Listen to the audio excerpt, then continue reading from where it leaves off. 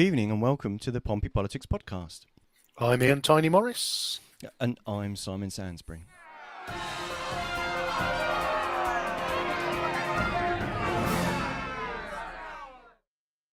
As you know, they say a week can be a long time in politics, but for us, or anybody who listens to us knows, we tackle the real issues. I mean, I listened to Koonsberg this morning and Jacob Rees-Mogg, Sir Keir Starmer, even our own Penny Mordaunt. Not one of them failed to mention the Cosham plan. So ultimately, we're bringing you the issues that really matter, and we'll let the likes of Koonsberg go with some of those sideshow issues. So, what's this evening's show looking like, Simon?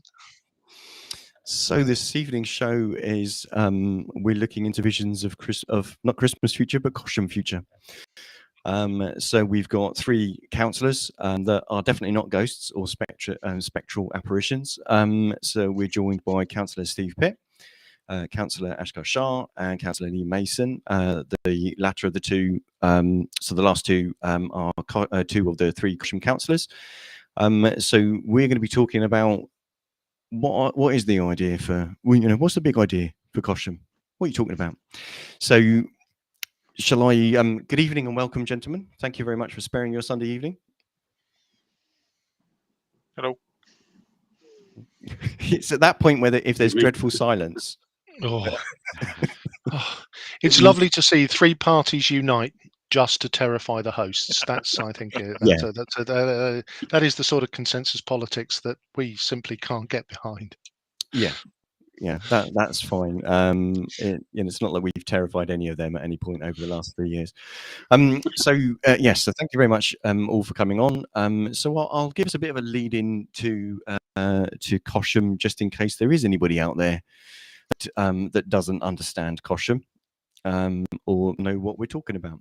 So so we're very local with our visions of Cosham future. So Cosham is one of the three Portsmouth City Council wards that are actually on the mainland, but it is still part of Portsmouth. Whatever anybody else says, I'm not going to have any of that divisive separatist nonsense.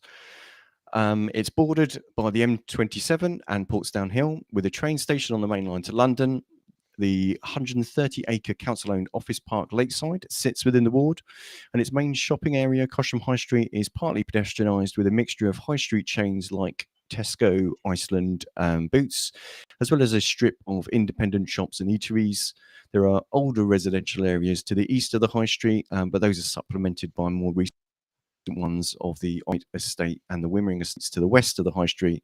And it's also served by Queen Alexandra Hospital, which is to the north of the ward. And like high streets up and down the country, shops are fighting to survive against the challenges of competing with online multinational retailer sales, business rates, cost of trading increases, and falling football driven by overall changes in shopping habits. So to the south of the high street, there's also the King George V playing fields, the pavilion on which was damaged by arson in 2017. And to the west of the high street, we've got an aged fire station, a community centre, health centre, and now abandoned police station, which provide development opportunities and pose the question, what for the future of Cosham? Marvellous. And if we can start by each of our guests introducing themselves, which party you represent, and what your interest is in the Cosham plan. And can I start, please, with Steve? Hi, everyone. So I'm Councillor Steve Pitt. I'm part of the Liberal Democrat administration at Portsmouth City Council, and my responsibility is as Cabinet Member for Culture, Leisure and Economic Development. Marvellous. And can I throw the same question, please, to Shah?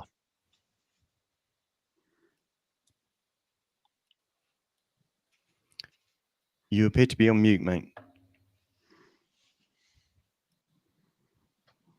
Just while Shah's wrestling with the technicals, in which case, Lee, could you introduce yourself? Hi, I'm Councillor Lee Mason. I've served as Councillor for Cosham on and off since 2000. Opposition spokesman for Central Services and Communities, which used to be known as Resources. Perfect. Thank you, Lee. And hopefully, Shah, you've managed to unmute yourself. We heard you earlier on.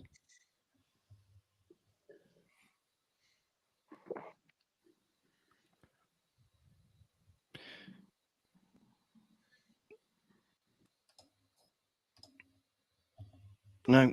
Okay, well, we'll let Shah try to figure out what's going on there. Well, let's introduce Shah ourselves then, Simon. Yes. So Shah was elected as a Labour councillor for Cosham Ward at the 2022 local elections, and has a strong community presence where he works on with his Peace Food Hub, helping people in vulnerability make sure that they've got some food, and he volunteers at various local organisations. So it's a recent addition, fairly recent addition to the council chamber, but our second Cosham councillor. Any better? No, I'm gonna. If you want to march on, Ian, with the first question, I will try and sort out. I'll try and help Shah, if that's all right.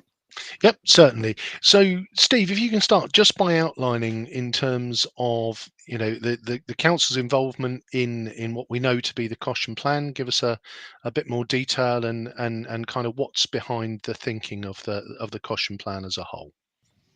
So I guess this started 2.5 years ago as part of early conversations around plans by some of the publicly owned facilities in that specific part of Cosham to the west of the High Street that would change over the coming years.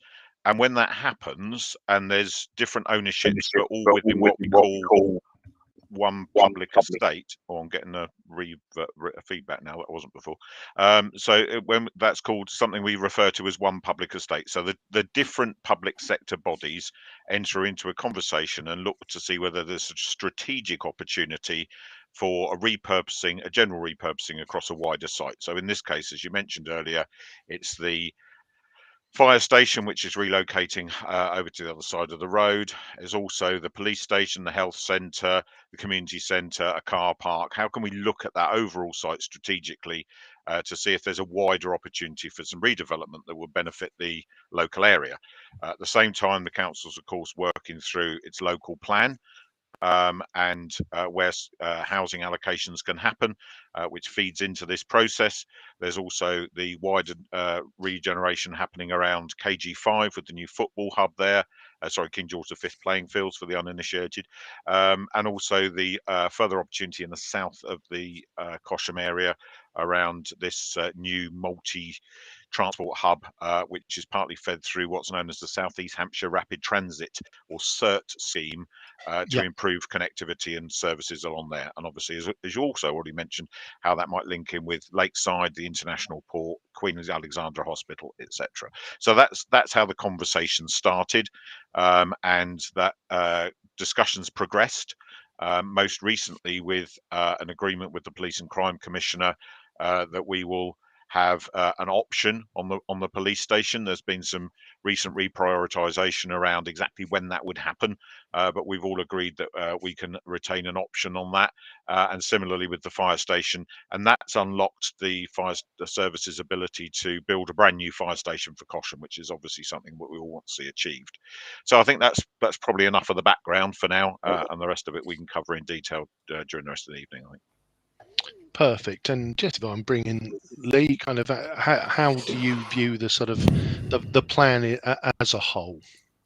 I think it's a once in a generational chance to try and get this done. I would say it goes back slightly further. I remember when there was plans to move the fire station either to the end of Donaldson Avenue, behind where McDonald's is, or onto KG5, both of which were very unpopular.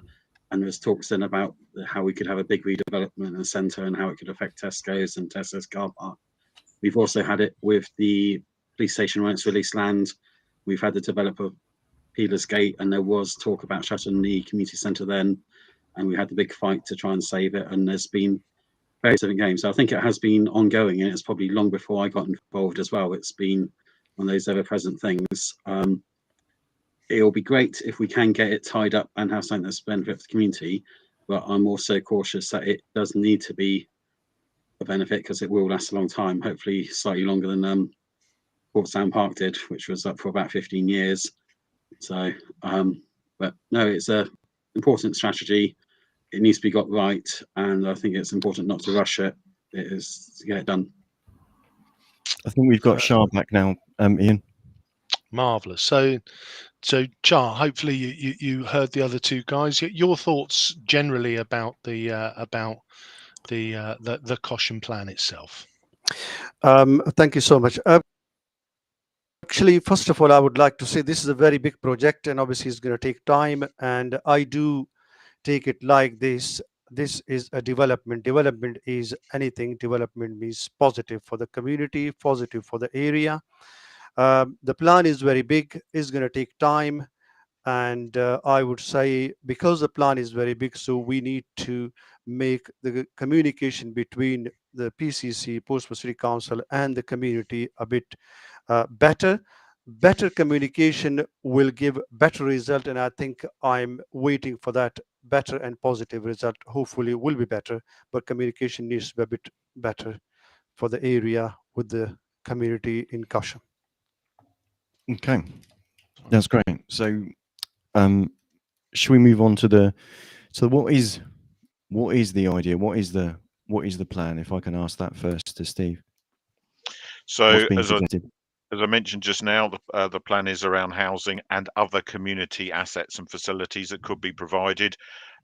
There's very recently been the Party for Cosham, which was a big public consultation event. In fact, it was actually the biggest of the public consultation events of this type that we've had in terms of turnout. And the council's basically utilising the opportunity to put on a fun day to draw people in order to be able to get them to engage with consultations. One of the problems that councils have is they can put as many consultations like people's doors and on the council website and mention them in flagship, but actually history tells us that that's a difficult way to get people engaged because it's not bringing the idea to life. So going out there, and we've done some very, very successful consultations with people in Somerstown over the plans of the redevelopment of Erasure and Leamington houses. And it gives us an opportunity when people are out there having fun to do a meet and greet and get them to complete the consultation documents to give us more feedback than we otherwise would have had. So the council's absolutely committed to making sure that this is co-design with the community and that the spaces that we bring forward are appropriate for the community and is led by what they want. You know, there's absolutely no point whatsoever in the council going in and saying we're going to provide this number of housing units and the housing mix is going to be this and we're going to put that there and that there, if that's not what the community want and support. Getting community buy-in and basically getting the community cheerleading for each element of this as it develops is going to be really key. So I've been one of the consultees around, for example, what a future community space might look like. And I've fed in from, you know, my background in running a music venue myself to say we need flexibility and we need to make sure that any spaces we put in there are not too constrained around certain uses to mean that we can, you know, add cultural benefit into that community. That's just one of the things we need to do. There's ongoing discussions with the Police and Crime Commissioner about how it may be necessary for the police to retain, or desirable for the police to retain, a footprint within that area and what that may look like when we get there. What does the housing mix need to be? Shouldn't be all social housing, but equally it definitely shouldn't all be private rented or private sale. We need that mix in there because mixed and balanced communities are absolutely key. And we also need to look at how all of that can help bring a larger community into living into the centre of Cosham in order to benefit those local shops and see not necessarily whole-scale regeneration of that high street, but certainly encouraging independent traders to be there and to thrive. So the opportunity is to refocus the heart of the Cosham community around the development that they actually want and support.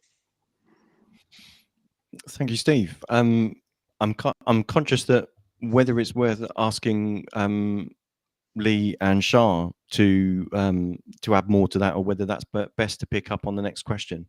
Did you want to add anything more to that, or are you happy to? I think it does affect things like the health centre is going to be moved. We've got a new site just north of the new fire station on Spur Road roundabout. There's other developments as well, as we mentioned about KG5. There are concerns there.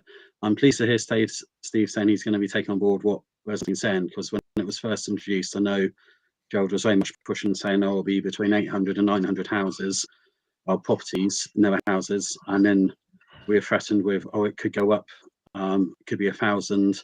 And Gerald actually did a statement in the news saying that, oh, it could be 1,000 properties, which I don't think it'd fit on that small site. I think we've been pushing for it to be much lower, around about 350 with parking. Now the plans come out at 750 plus another 550 over on the former IBM site, North Harbour. It's still a lot of properties going in, but as long as it's done properly, it's got amenities. We take into consideration that the sewage network is already overlaid, and we've have regular flooding, probably has been today at the bottom of Salisbury Road. The pump across at the bottom of Court Lane has to service the whole area right across to Marriott Hotel, and so anything going in there will have a huge effect. Plus, taking away the soak away at KG5, that will probably have effect as well. So it does have quite a few issues that sort of affect it. So, and Okay. one thing I would like to have is Hugh Mason was good last year in full council when we asked him, giving us commitment that would have the new community centre built before the old one's knocked down. I'd love to be able to hear Steve say that again, because some of the officers have been a bit more reticent, saying, oh, well, we might have to change it around, might not happen. But I think that's one of the important things. I know with St Philip's Church Hall, when they were shut for a short period because of damage to their floor, they lost a lot of their users. I think the same thing would happen to the community centre if it was shut for a period of time. So if Steve is able to give us commitment that he is going to, the new one will be built and open before the old one is demolished, that would be fantastic. Are we adopting a hustings environment this evening? No, sorry if we didn't kind of cover it any better, Lee. But the idea is that we ask some questions and we are inviting you all to have a discussion and share your views on that. When what we're keen not to do is to try to put people on the spot and in the sense of getting them to commit to specific things. What our aim today is to help our listeners understand what's being suggested, how that works, what sort of things should be considered, and how best to engage in the local community in order to do that. Because we wouldn't want to put any. We can ask it through full council. That's fine. Yeah, but we won't, and that's that's probably the right sort of situation. But what we always try to do is to have that open conversation so that we can have a discussion about what, rather than necessarily pinning people down to a specific answer. That we're not trying to write future election leaflets here. We're trying to help our residents understand what's going on. It's something that is raised with results, so and I'm not saying it's not valid. We know, no, that's, and if that's something that people are saying to you, then that's great. But I don't think it's fair for us to say to any of our guests, "Can you tell me today that you're not going to do X?" Because that's not how we phrase our questions. So my apologies that if we hadn't explained that properly before. Kind of lost my thread a little bit, but I think Shah, was there anything you wanted to come in on that one just before we? Sorry, Lee. Ian, sorry. Yeah. Actually, the plans are in a very early stages at the moment, but it seems that the council has a rough idea on the amount of homes it wants to build. We just haven't seen any advanced plans yet. As for King George playing field, the plans for a new pavilion and pitches are a welcome step, but will obviously take time to become a reality. Means things are there, but when we talk about the plan, what we are going to have in Cosham, this regeneration or development, obviously that's going to take time to come on a piece of paper. This is where is going to go, what is going to go, the police station, obviously the health center, community center and parking, etc. All these things, we don't have anything at the moment on the plan. So once the plan will be there, it will be available for the public, and then obviously public or residents can give their thoughts and can give their opinion what we need and what can we have. Perfect.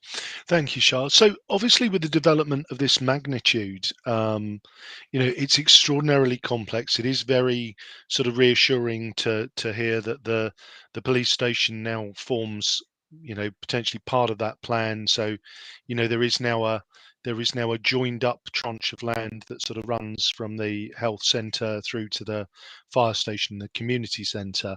So I guess when we're considering what might come with the new development, can you just give us some insight into what residents or those that have been in consultation with you are saying must be included, and what from your perspective would be the sort of nice to haves? And can I offer that first to Lee? Like I said, one of the must-dos is the new community centre going first. Some people have said they'd quite like to see a community-type restaurant in it or cafe, but it's used by a lot of groups from chess club, Rotary, gardening groups, and also blood donors. So it's going through having that built before the old one's knocked out. Toilets are very important. We've got apart from the ones that are at the back of Brewers in Drayton, we've got the only public toilets on the mainland, and they can get message. You see taxi drivers pulling over, you get buses detouring so the drivers can jump out. And I think they're vital for the viability of the high street, that the toilets again are built and well signposted, because people can be, I know with my brother, his disability meant when he had to go, and it does put people off if they can't. So that is one of the must-haves. Health centre accessibility, the plans look good initially, and I think parking is another one. We already suffer in Albert Road, suffer in other areas. The Isle of Wight estate could become a complete and utter gridlock, so having adequate parking supplies for those flats that are built, I think, is very important. Perfect, thank you, Lee. So, Shah, can I ask you, on your shopping list for what must be there and what would be nice to have? Yeah, actually, I can share with you my residents' opinion. What do they say? Because I do go and knock these doors and ask them, what do you want to have this? And to be honest with you, I am very happy to see the plan is there, the development is coming, and obviously it's going to take time. But so the residents, what they say is, we are having at the moment, we don't have anything in place, but still we have parking issues in Cosham. Either you go towards Wimbring, they are having huge parking issues, especially opposite to QA, Seven Oaks Road, etc. They are the most most of the cars, especially from the QA, they do park their cars there, so they are having problem. And obviously, with the passage of time, that parking these cars will come towards main Cosham area, like the Highbury estate, and obviously main Cosham. So that will be one thing which we need, or the council needs to look into, how we can resolve the issue before we go for that plan for development. We are also struggling at the moment in regards to the surgeries, doctor surgeries. So doctor surgeries is the most important one, and that's obviously the other important bit we need to look into. Dentistry. Dentistry is also very important, and if you can see, just recently I did deliver that motion in regards to dentistry. So because in the whole city, as a whole city, but in Cosham we are struggling in regards to this dentistry. And the high street, obviously we need to get more businesses there, and other infrastructure, like either it is roads safety. You take the road safety into account, which is very, very important, especially in around the town center, sorry, the high street. Last year we lost one of our residents there in Cosham High Street. So road safety is paramount, and obviously these are the things. There are so many things, but these are the main thing. The foundation is road safety, dentistry, community center, and police station. Obviously, yes, that is of police station we had for a long time, but obviously that was only online. So we need presence of police as well in Cosham, which we are missing for a long time. Perfect. Thank you, Shah. And Steve, I guess as the incumbent administration at the moment, as well as looking to delight the current residents of Cosham, I guess there is a certain pressure on yourself in terms of, we touched on Tipner West last week, so there are those housing targets. So in terms of what your shopping list is for this development, any other things to add to that? Well, I think, as I said earlier on, it's about co-design. Excuse me if my beast has suddenly started barking and you can hear in the background. I know you have that problem with these as well sometimes, Ian. Indeed. So it's about co-design, and it's about working with the residents, and also obviously the ward councillors, because they represent that community, and they have those touchstones into those key issues. But I just do need to say one thing, because every time there's a discussion around regeneration, people dump shopping lists on the table and they say, we want this, we want that, we want something else. We'd all like those things in the perfect world. But whilst the council and other public sector partners own these plots of lands, it is not within the gift of the council to say that we can make a doctor's surgery locate there. We cannot make a dentist surgery locate there. We cannot make there have a police station. We can't make well, actually, as it turns out, we are having a fire station, but we couldn't force it to be. It's about partnership. So we have to work in partnership with those communities, and any suggestion that the council can just go out and assemble all the things that everybody wants to have and make them happen on the site is frankly ludicrous and an impossibility. So we have to live with regeneration in a real world. It's the same as when people talk about the regeneration of Commercial Road and they want us to flatten it and build something spectacularly modern there. We don't own it. So that's an impossibility. You can't do that. You have to work with what you have. So with that backdrop, of course, all those things that both Lee and Shah are mentioning would ideally be contained within that new focused regeneration point between well, basically north of KG5 and west of the High Street. It's also got to connect to the High Street, and it's got to do it in a safe way that means that pedestrians, cyclists, scooterists, you can't put those back in a box. They're definitely out there, and that's going to become a thing. So how those things then interplay and make sure the road network's safe has to be part of how this is developed. But what we can't do is put a car park on it. And by that, I mean turning that plot into a giant car park in order to provide car parking spaces for the community in Cosham would be mad, because we do have a housing target to meet.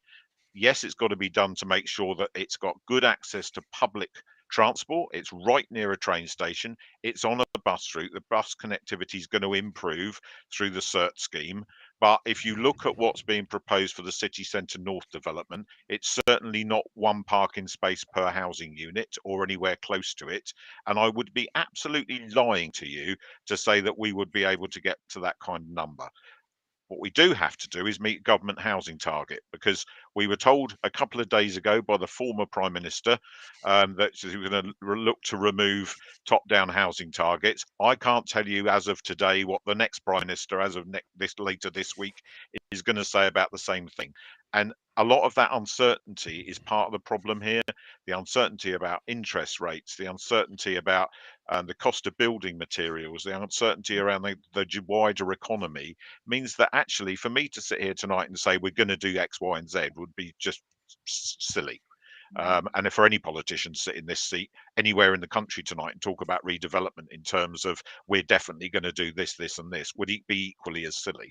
What we have to do is work together across community with the ward councillors and with all those other public sector partners to make sure that as the situation evolves over the next period, taking that information from the public consultation that's recently occurred, we haven't actually processed it yet, but once we do, it'll be obviously fed back to the community and to the ward councillors, so that we can start to understand what those key things that the wish list stuff looks like. A community centre has to be at the heart of it. I absolutely agree with the councillors. That must be a key space. But for me to say today that we're going to retain the existing community centre until we build the new one, actually that would be disingenuous, because the community might come back with a request that means that their preferred design of that and size of it means that it fits better on the plot that it's on now. I'd like to think not, because I agree with Lee actually that it's always better to be able to take put something new in and migrate across to it. But I can't prejudge anything until we've completed these rounds of consultation and worked out what fits best and where, and gone back to the community and said, this is what you told us, we've looked at this, we've consulted with your ward councillors, and this is what we're feeding back to you about what you said, because that's how consultation should work. Brilliant. Thank you, Steve. So, Lee, anything you'd like to add or come back on those points? Yeah, just actually a couple of things I wanted to add. The other thing, which transportation. I think in the north of the city, not only Cosham, in the north of the city, we do not have any provision for bikes. So you can see the tracks. The more tracks you have, the better provision you have for bikes. Obviously, people will use bikes. So when we talk about car parking, obviously the whole city is struggling, not only Cosham, but when you look into Cosham specifically, we are struggling already, having no extra development, and we are struggling always. So that needs to be sorted. And public transportation needs to be sorted as well. To give you an example, we have a bus in Highbury Estate. It takes about 1 hour. So how can you stay there? There is no seating, etc., to wait for the bus to come. So that needs to be looked into before we put anything in place. Thank you, Shah. Lee? Yeah, I think there's a few issues. We have mentioned dentistry, but I know the City Council has been very good, and I'll give credit to the administration here in applying to the government for funding for extra appointments, and the government have been very good in giving it. So I think that's congratulations to the government and to the City Council administration. I think it's a few times you'll get something nice from me, Steve, but they've done well on that. And that I'm used to it, Lee. So we are moving in the right direction. I think on the whole, people do want things to improve, but it's improved in the right way. The people who designed Portsdown Park, which was only 520 properties across, or dwellings across 17.5 acres, they thought they were doing a great service to the city. It was only up 15 years, slightly less than that, and it was an absolute catastrophe. So we have to make sure that where we do go forward, it is in the best interests. I know the Police and Crime Commissioner has talked at length with me about her aim. She does want to see community policing back, and she does want to see an office on that site, and she does want to retain part of it for that. So hopefully that does go forward. But it's also, like I said, the sewage strain. We have the great stink at the end of the Highbury's coming from Court Lane, where they're having to use the tanks more to pump out. We're having the same stink on the bottom of Court Lane, having the tankers there. There needs to be a long-term solutions for that, and this will put more pressure on it. So it's all things we have to take into consideration. So yes, development's good, but it needs to be thought out development. I guess there's a difference there, isn't there? You reference Portsdown Park. I guess there's a difference between visionary and fantasy, and I guess that's why these things take time. Is that really the case, Steve? Is that kind of because there are so many moving parts? People kind of want to know what's happening now, but actually a lot of this is unwritten. And as Shah keeps saying, we're very, very early days in the planning, aren't we? So yeah, I mean, to use a parallel example, with the Bransbury Leisure Centre, for example, people were saying, well, we need to know what it looks like. We need to know what's going to be in it. We need to know how big it is. We need to know how the pool is. And then there's another group of people saying the council would just present this as a done deal and build it. Well, you can't have both of those things. So you have to have the consultation to understand what the community want, and then go away and come back with how that all fits together, and then talk to the community. That's just essential if you're going to do consultation the right way around. And I think Lee's mention of Portsdown Park is interesting, because I've been using the same analogy recently when conversations been talking about Tipner West. A lot of this stuff is around the local plan and what it is possible to develop in terms of housing numbers. But let's get real. Every local authority in the country has at the moment a top-down housing target, which puts a figure that says X council will build this number of homes within the next plan period. The reality is that barely a council in the entire country ever actually builds that number of houses. Invariably, the local plan will not necessarily identify the number of potential units in the first place, and I think that's what we'll see happen in Portsmouth when we go through the Regulation 19 process. And then after the event, although a site is seen to be able to accommodate a certain number of units, the reality is that very rarely are that many units built on it. A lot of this is about policy development. It's just the inevitability of a process. And I know from the public perspective, they get horrified, as do I, by those headline figures: 17,701 units in Portsmouth over the next 15, 16 years. It's crazy. It's, you know, we all know it's not going to happen, but the numbers are, you know, they scare people, and quite rightly so. So if you look at Tipner West, for example, if you put 1,250 houses on that site, which is what currently is the minimum in order to meet that city deal agreement that we did back in 2014, that would be an overdense and unattractive development in my view, which is why the principles that were established at full council enabled that to be looked at a bit more in the round and a bit more realistically to see what actually it can be built there as a community people want to live in. And it's exactly the same for Cosham. To build a community just to cram in those housing units, regardless of what the residents think, regardless of what the councillors think, would be crazy. Nobody would want to do that. So it is about making sure that the consultation is real, that it is actually fed back, and it is about identifying what the opportunities are in terms of the local plan for that housing number, but not being scared by it or tied to it in terms of what in 3, 4, 5, as Shah said, this is going to take time. What happens and how this evolves over that period will almost certainly see the numbers change several times. It'll almost certainly see some public sector partners come to the table with what they want to do on the site and then move away again and change their priorities, because the funding environment that we all live within is changing literally at the moment every day. So it will take time, but we do want to keep talking to the community. I think it'll be quite interesting. I'm really interested to see what the community feedback has been from that latest consultation. I'm looking forward to sitting down with the ward councillors and looking at it.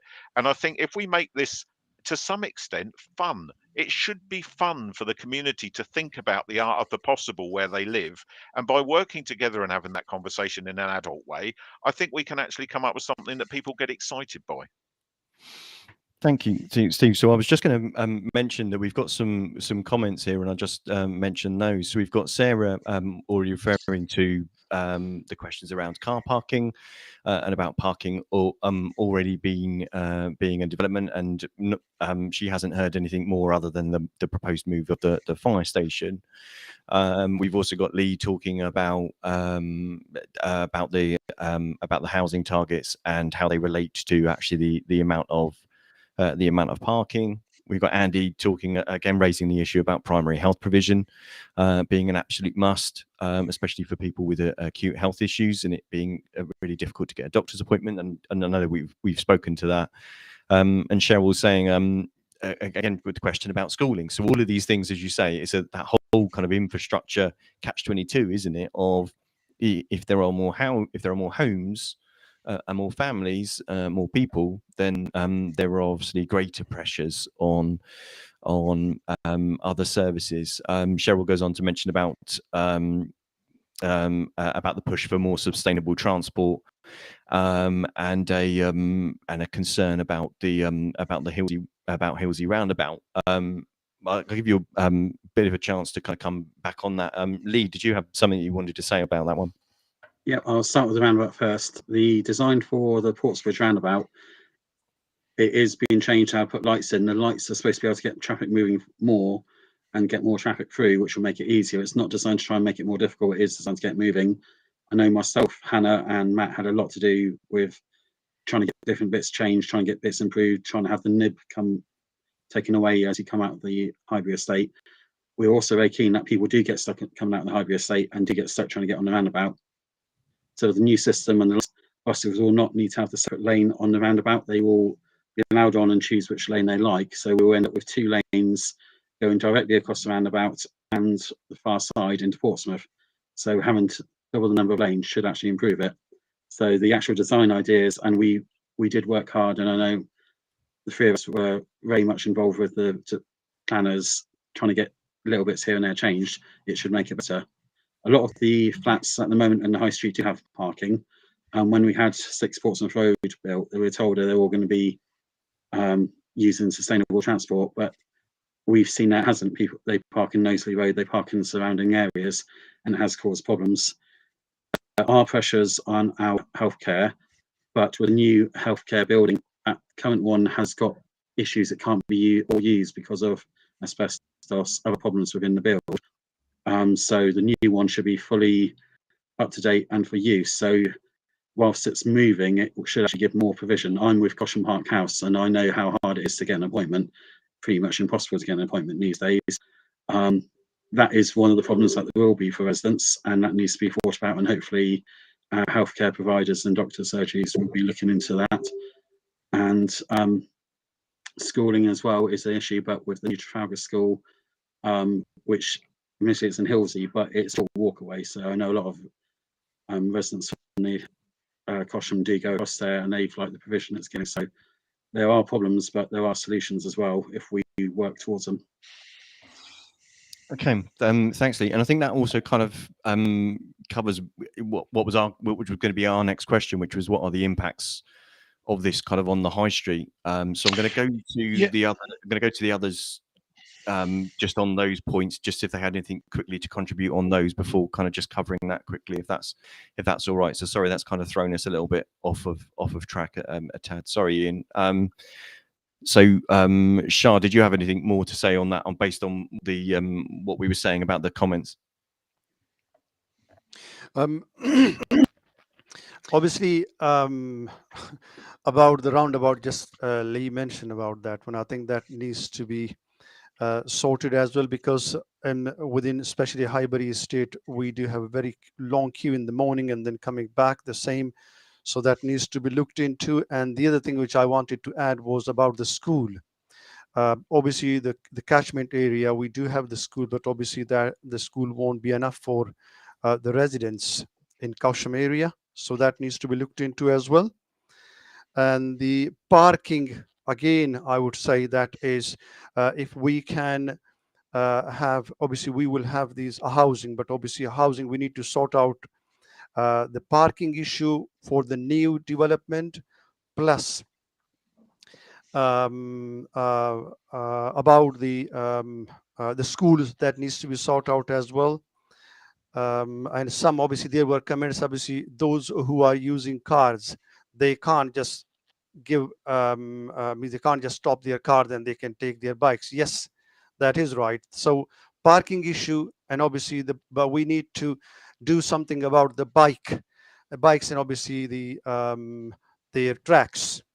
And also the new development, if we can do the developments without giving them any option to have their parking, so that can make it a little bit better for the residents who are already in the area. Perfect. So as we start to talk about this development, again, if I'm being candid with you, I'm excited and nervous in equal measure, as somebody who for the best part of 10 years had the ill-fated Gosport Light Railway scheduled to come through their front room that never materialized. I guess the key question here is you know, there appears to be general cross-party positivity about developing Cosham, but there's also a sort of nervousness and trepidation about what that might mean. So I guess the key questions for me are kind of what are the next steps, and perhaps as importantly is what are the broad timelines, and finally I guess a slightly cynical question, which is there a risk in 10 years time, when we're all slightly older and grayer, that we'll still be talking about the potential Cosham development that's still 5 years away? Can I throw that to Steve first? You can, Ian, and the answer is I don't know, because nobody knows. And I'll tell you why. There's a key piece of this jigsaw puzzle that does worry me, and that is the health centre. Because we know that the NHS Property Co, that's not the NHS, that's the property company that manages property for the National Health Service, has made some very strange decisions previously when it's entered into one public estate discussions with the council. And I don't think they necessarily played by the spirit, shall we say, of what those discussions are supposed to be. So I point you towards St James's, where they were adamant that they had to go out for the maximum financial return for the St James's site. And in doing so, they've actually ended up wasting millions of pounds on security and delaying the whole thing to the point where they'd have been better off if they'd taken the council's offer in the first place. And the maths simply add up in that direction. So what we don't want, and I know I'm not the only one of the public sector partners who feels this, because I've had discussions with some of the others, is for the health centre to become the stumbling block, the sticking bit, because it's such a key site on this location, and we need that proper one public estate openness and partnership decision from them to say that they will behave appropriately towards the other partners. I just don't know at this stage whether that will happen. But I think it's probably one of the reasons why the Police and Crime Commissioner has wanted to retain an option on the police station site. And I absolutely appreciate why she would, because that lack of certainty around how that conversation moves forward, it makes us all slightly concerned. However, we do have this opportunity to explore it, and we should be exploring it. We should be ambitious and trying to make sure that we do everything we possibly can to bring the whole of that site forward, because it is a unique opportunity. As Lee said quite rightly earlier on, it's a once in a generation opportunity to have those sites considered on a whole, and to enable us to look at this in a joined up way. So what's next is we need to get the public feedback that we've had from the party Cosham and other online surveys completers that have happened, and review that, go back to the ward councillors with it, have that next stage of consultation, feed that back to the public and say this is what you said, give them further opportunities to engage, to make sure that they are happy with that and that we've captured everyone's views. A couple of things in the chat: no, there's been no planning application put in. That would be completely inappropriate because it hasn't yet been worked up with the community or the ward councillors. And another really interesting comment in there, if it's okay to quickly address, around will it include trees and greening because of the impact around air quality and drainage, etc. in the area. Absolutely, that's a key part to it. I mean, one of the things we haven't really touched on, but I would like to stress in this: post-COVID, a lot more people are working from home more of the time. People are coming back to the office, and I think we'll see a lot of that over the winter with energy costs, etc. But people are using that flexible work environment where they can. So that means that you want people to be able to work from home, but not be stuck at home. So if they can come out during the day and go and buy lunch in a local independent restaurant or sandwich bar, or spend some money in a local shop, but also enjoy just being in their community by enjoying outside space, that needs to be attractive public realm. So it needs to be trees, it needs to be lawned areas, but possibly water features, those sorts of things that make the environment somewhere that people want to actually be in, not just endless interlocking housing developments with scant public realm in between them. And if you look at what we're trying to achieve with Horatia and Leamington, if you look at the theory behind Tipner West, maybe not the practice with the land reclamation, etc., but the theory behind creating communities where people want to be, that should underpin anything that the council's doing. Because going back to Lee's earlier analogy, building Portsdown parks can't be the future. We have to create sustainable communities that are well connected, where people actually want to live, they want to play, and they want to visit. And by visit, I mean having attractions within those communities for people's leisure time, such as community centres, performance spaces, etc. All of it connected to the local shopping. So that's where I want us to end up. And I think the next stage is in developing that conversation once we process the feedback we've had so far. Perfect. Thank you, Steve. So, Lee, any thoughts to add on that in terms of timelines and hopes, aspirations? Our first hope is that we've offered more than £1 for the actual health centre site. I think that was one But of that was the right price, though, Lee. I thought we weren't doing the hustings interrupting. Sorry, I must have been confused there. Gents, don't make me step in. Lee, your thoughts? When the stamp costs more than the actual offer, it's a bad sign. So I think that has also created bad faith between the council and NHS Property Co. We're talking about the timelines. The KG5 went through planning, or the football site there went through planning back in February, and it went out to tender. So hopefully we will have an update at some point. Haven't been given one, but I've been slightly more cautious about it, having seen the equivalent site in Surnham Lane and Southampton, and it's great for Portsmouth, but not necessarily great for residents of Cosham with the loss of the open space and the takeaway. The roundabout is supposed to be having worked on it pretty much as soon as the Redmoor roundabout is finished. Hopefully it goes better than the Redmoor one has. And I think the rest of it is probably the next 5 to 10 years. I will say though, 20 years ago, when I was first elected, people were talking about the fire station moving then. So I don't always have faith that when I get told something will happen, it will happen. But eventually we will move forward, and we have prime sites there, and it's about getting a new life into Cosham without destroying people's lives who already live there. We have Gem of the Cosham Park. It is a really nice, well-kept area. We've had rubbing posts put in there.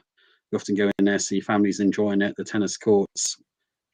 Myself, Hannah, and Matt also got exercise equipment put in, and I think the high street is one of the nicer high streets in the city. It is nice. There's a lot of stuff you can do there, and it's not all coffee shops yet, so it has got an ability to go and buy either a screw or a plate or other bits that you want in life, not just a coffee. So but I think it's a watch this site. It will be progressing forward.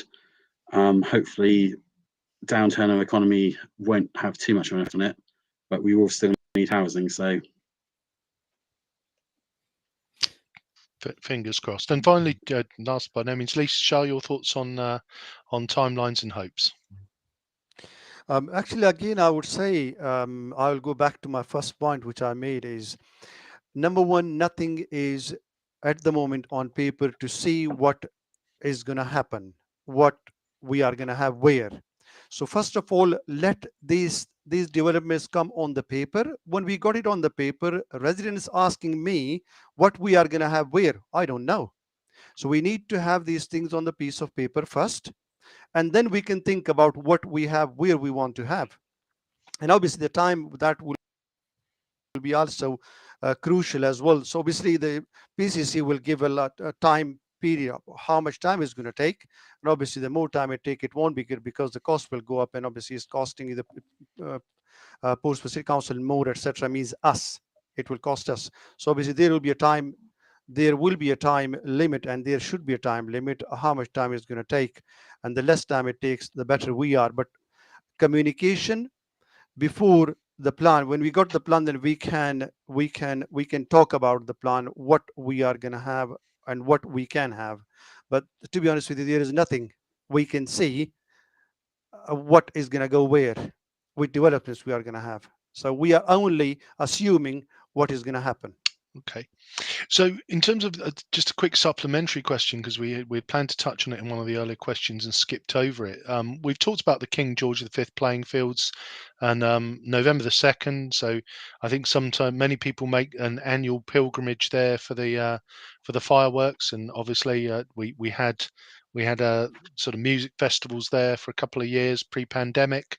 The football pitches are there, but as Simon touched on in the intro, unfortunately, the pavilion had been destroyed by fire many years ago.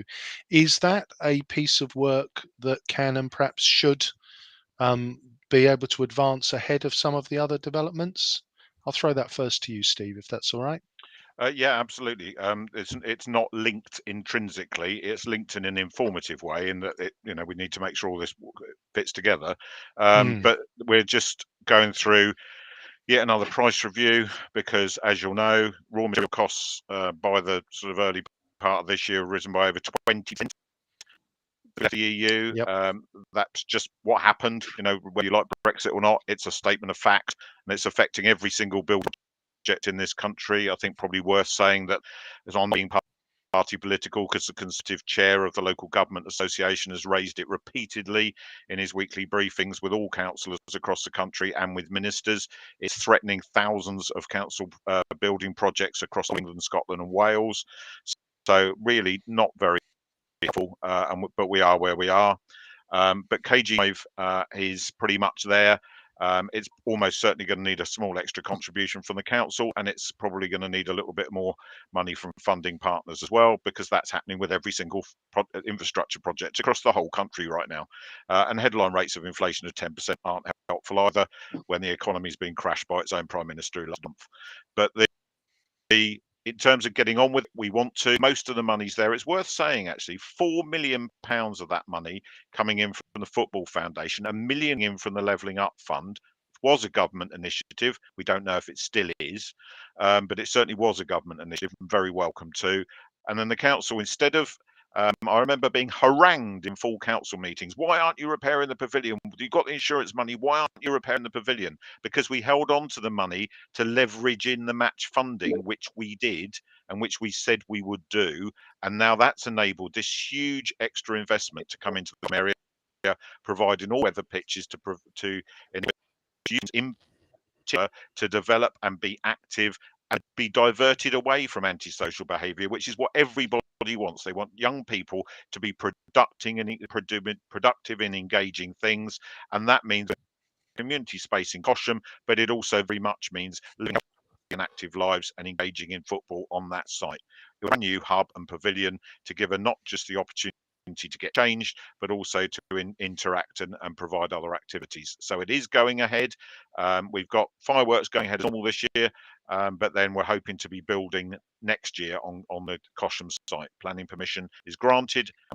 Just tightening up on those figures now, as I said, trying to make sure we've got the best value engineering that we can out of it, and that we're not spending money we should be spending in order to get a really great result for people in the north. Perfect. Simon, close us out. So, obviously, we've had lots of lovely engagement in the comments. So, thank you very much, viewers and listeners, for contributing in there, and thank you all for responding so well to all of those questions. So, if people have views on this that they do want to actually share and want to be part of the consideration, can they still get involved? Can they still share them with the council? And if so, how? Steve, I think you're probably best.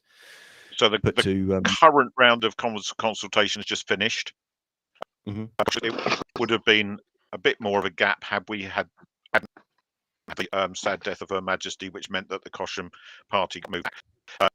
So it's just concluded now. Check the council's website earlier, sure, and this round is closed. So the next phase will be reporting back on that and then going into consultation just to make sure we haven't missed anything around that. There's no blinding hurry to go and put things on paper, Shah, sorry, but putting things on paper before we know what everybody wants would be exactly the wrong thing to do. So we won't be doing that. But we will be going back to people, telling them what they said, and also we'll be able to map that in a way that shows what the main themes were and what the priorities of the community and indeed the local councillors were. So that will be the next stage, and we'll be asking people to feedback again on that. So we're not ready to need to rush it, because the health centre need to make that decision about when they're going to move, and they haven't actually made it yet. So no, Lee, we haven't found, because actually it's not on the table at this point to actually make an offer. It's not up for sale as such. So, and they haven't yet told us when it will be. So we can't, there's no point in doing that. We've got a window of opportunity to get these plans right, and that's what we'll be doing.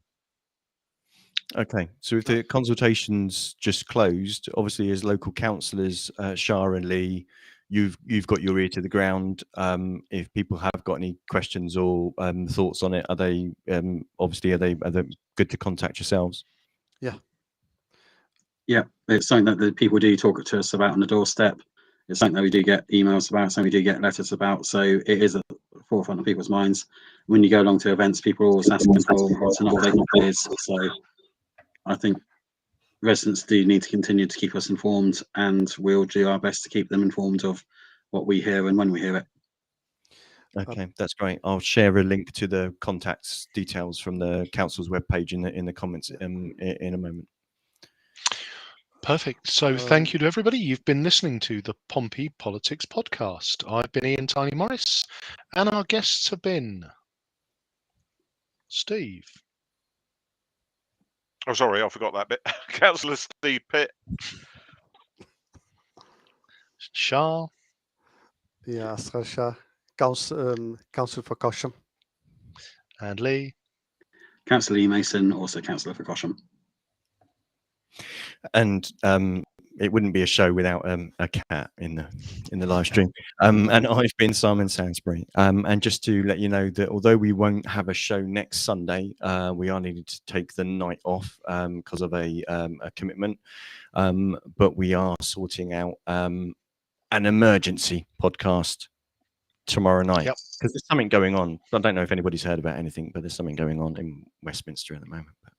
Absolutely. So yeah, we watch all of our social media feeds to see when and where that is, and watch Simon dance about and gloat in delight whilst I desperately try and defend myself.